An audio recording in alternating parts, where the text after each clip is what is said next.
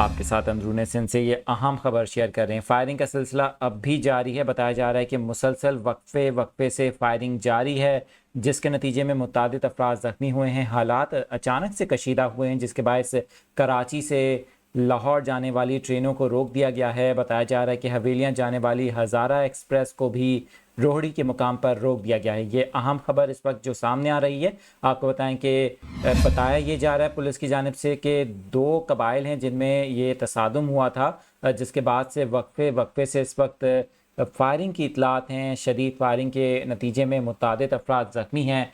इस वक्त कराची और लाहौर के दरमियान जाने वाली जो शालीमार एक्सप्रेस है उसको भी रोका गया है, जबकि मुतादिद जो ट्रेनों की आमदोरफ्त है उसे रोक दिया गया है। आपको बताएं कि ट्रेनों की आमदोरफ्त रोकने के बायस जो इस वक्त मुसाफिर हैं उनको काफ़ी मुश्किलात का सामना करना पड़ा है। ताहम पुलिस हुकाम का बताना है कि अब भी फायरिंग का सिलसिला वक्फे से जारी है, जिसके बायस अब मुतादिद अफराद के ज़ख्मी होने की भी इतलात मौसूल हो रही हैं।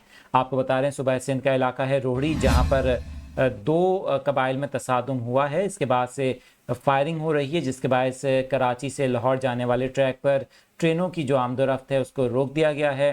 कई ट्रेनें इस वक्त मुख्तलिफ स्टेशन पर रुकी हुई हैं। सूरत हाल का जायज़ा लिया जा रहा है। ये अपडेट अपने नाजरीन के साथ शेयर कर रहे हैं।